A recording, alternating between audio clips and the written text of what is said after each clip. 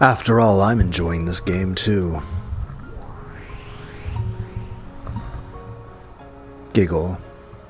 Burn Castell disappeared, leaving only that unpleasant laugh behind.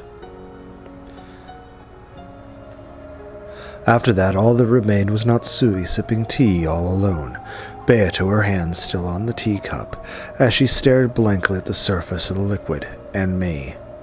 Burn Castell and Lambda Delta, Virgilia called them your friends, but you really should choose your friends more carefully, or wait, maybe they actually make a good match with an ill-natured person like you. Beato didn't answer. Battler took Beato's hand and made her hold the cup again and brought it to her lips. Beato made a quiet sound in her throat and drank another gulp. Then Natsui's lonely tea time ended. The truth, which was Natsui's alone and observed by no one else, had been defiled. In Natsui's world, surely, that tea party which had been peaceful despite her annoyance at Beato for making fun of her too much came to an end, and the two of them parted ways. However, Natsui's exposed truth. She was all alone. Natsui tottered away. On the bench, only a single person's cup remained.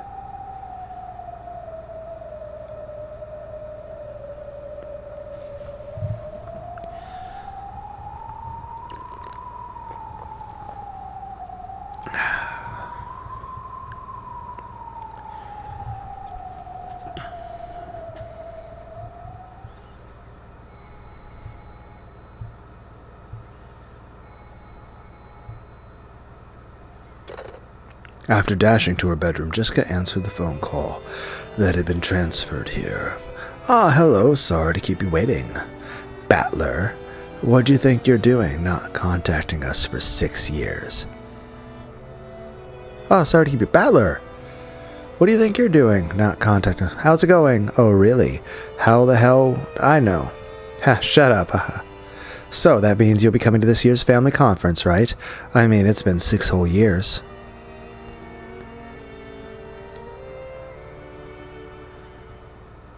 Five businessmen in expensive suits were visiting the parlor, giving Kraus and Natsui a progress report on their business. Spread out on the table were the blueprints and designs for a building, as well as documents related to expenditures and the like, so packed that even a teacup would have gotten in the way. Officially, they were here to give Kraus a progress report, but in actuality, Kraus had called them all the way over to Rokkanjima so that Natsui could hear from them directly. This was because Natsui needed to hear someone other than her husband explain what condition their business was in.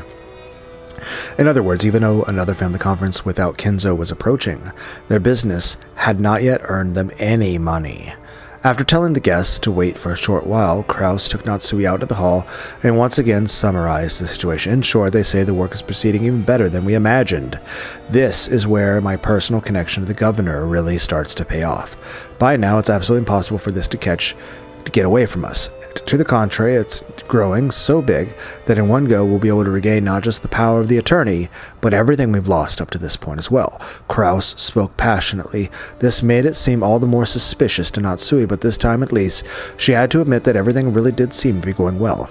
Certainly, this business Kraus boasted of had expanded in scope over the last year, and was promising an even greater payoff than had been anticipated initially.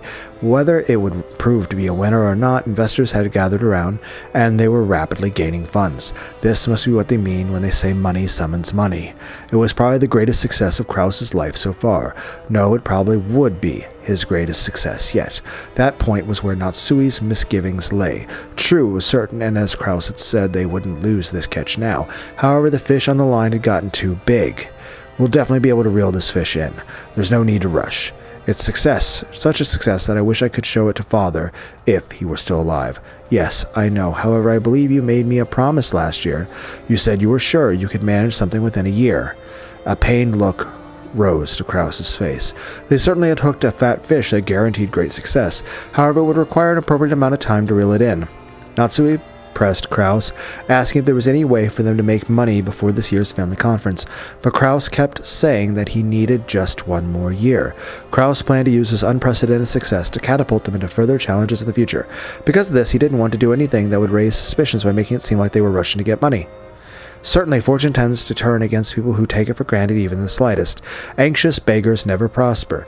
On many occasions before now, Kraus had gotten cold feet and sold off businesses that would surely have brought in a profit had he just waited, and had, in fact, given away his winning picks. Natsui also knew this. She knew that guts were the thing that her husband lacked most. That's why she was unable to refuse when Kraus said he wanted to prudently wait just one more year.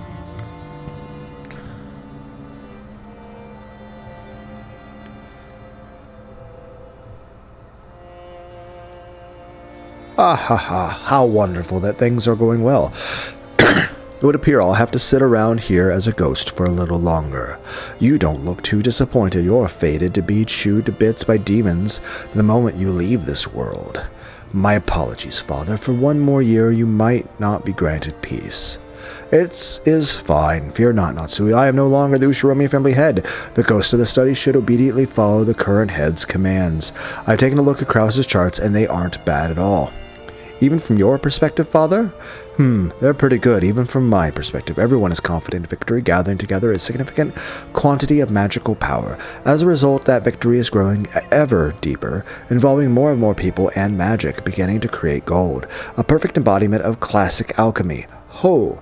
If you've earned even the Golden Witch's approval, that is very reassuring. Rejoice, Natsui. This business of Kraus's will save the Ushiromi family from its crisis without fail. Thank you very much, and if you would, once again... Indeed. We'll have to overcome one more family conference, won't we? Yes. I think things went well last year, but I imagine some of the relatives will find it suspicious. I think this year's conference will be a critical time. During last year's family conference, you were correct to predict that the same thing might happen again. Even for those who aren't witches, preparing for the worst-case scenario is one of the basics for getting on in this world. So, what will you do this year? Just like last year, I will see it to the highest concentration of the servants who know Father's secret that there are on the day of the conference. Some of the relatives may have already noticed that Father isn't already around. A careless show might actually put us in more danger of exposure. Indeed, it is said that too much is as bad as too little. Then what will you do? Unlike last year, I think we'll go with a plan that has you staying inside your study until the end. That would be suitable. Barricades are straightforward and simple, a final trump card. No matter how strongly the toxin fills this mansion, as long as this closed-room barrier remains around this room, it will be impossible to deny Kinzo's existence. I guarantee that myself. However, when forming a barricade, it is inevitable that you will be surrounded. I know. Even so, I beg that both of you lend us your power just one more time. I cannot disobey the orders of the new head. Furthermore, a ghost cannot obey the orders of the living. If you tell me not to leave this room, I will obey. Thank you very much. I'm not satisfied. If you want me to lend you my power, I won't listen to a mere request. Yes, you are the family alchemist. So I won't ask you to help. I order you to help. Your magic is the one thing we can rely on. Use that power to create an illusion of Father just one more time. Very well, I hear and obey. I'll find your confidence quite pleasing.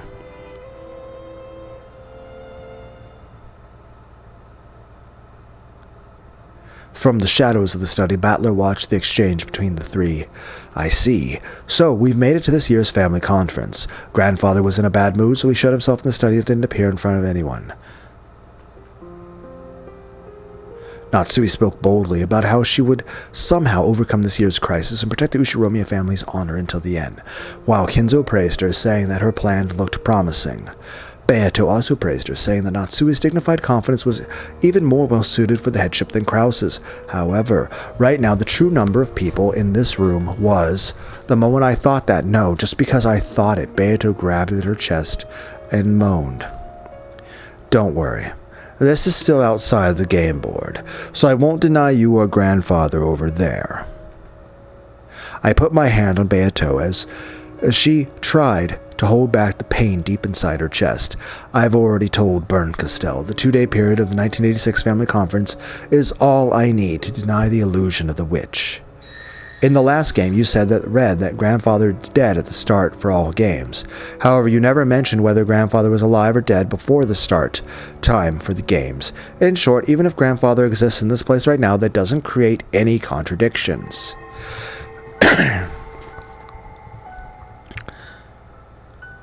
My hand touching her let off a faint blue light.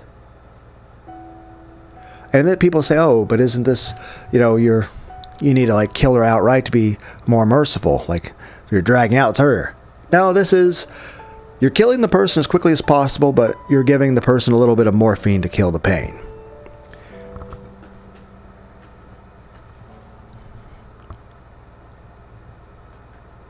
Which seeped into her chest. The light tenderly wrapped itself around the splinters in Beato's chest. And I also can't deny the existence of the Beatrice in this place.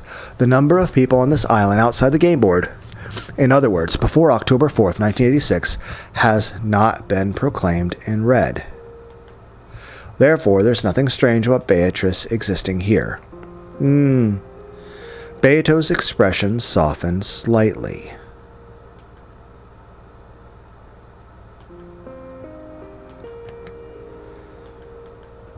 My blue light slowly began to melt the red splinters that denied the illusion of the witch. Beato still wore the same sad expression, but she lifted her face and looked me straight in the eye.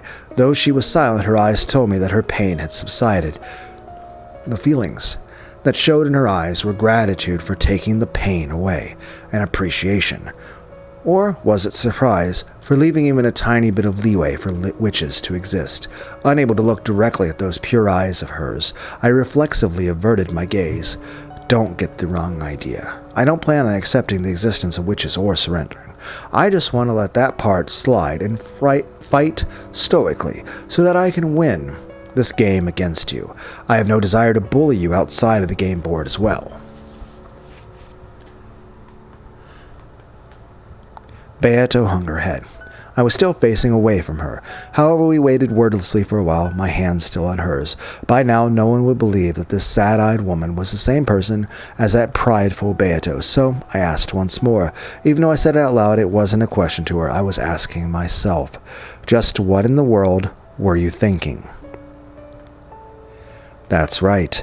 Even though this is Lambda's game, I have to find you here. I have to find what you thought and what you were trying to do.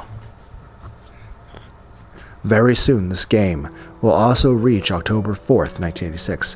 The 5th game will finally begin, and this time I'll reach the end of that journey. I'm not worried about the surface level stuff like murders and tricks. What did you, the Golden Witch Beatrice, think? And why did you do what you did? What were you hoping for? That's what I'm going to find out. That's right. I already know how I can reach the end of that journey. It's been made clear to me since the very beginning. This time, I'll spin the chessboard around. I'll read this tale not from my side, but from yours. And this time, I'll understand you. I'll pick my way to your heart. I won't let you feel pain. Don't worry. I won't let those witches use you as a toy anymore. Beato looked up at me again and gave a small nod. That's right. The position of Game Master might have been snatched up by Lambda Delta. However, as long as I continue this contest with the intent of fighting against Beato, our fight will continue no matter who controls the game board. Very soon, the curtain will rise on our game.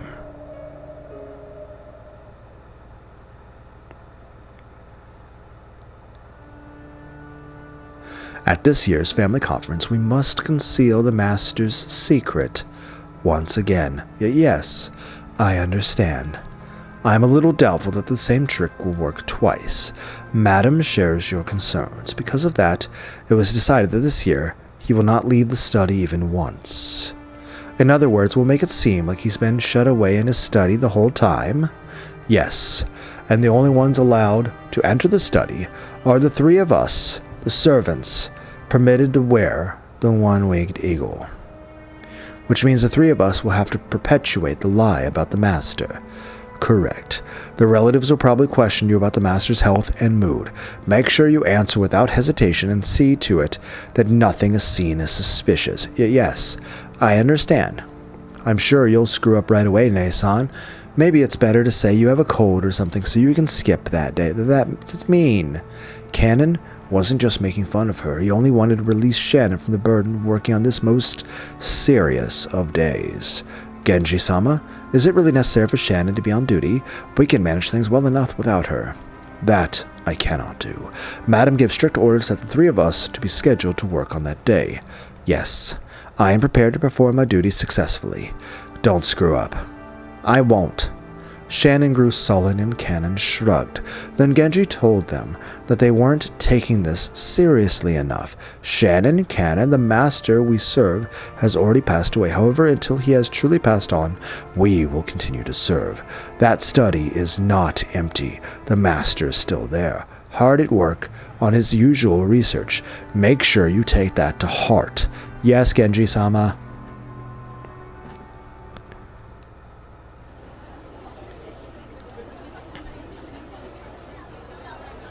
Father has already passed away? That's insane. Settle down. It's only a possibility. It's well known that Takeda Shinjin said in his will that his death was to be kept secret for 3 years. Know about that? Is that how it went? My Japanese history isn't so great. At that time, Takeda was in the middle of a war with Oda and Tokugawa.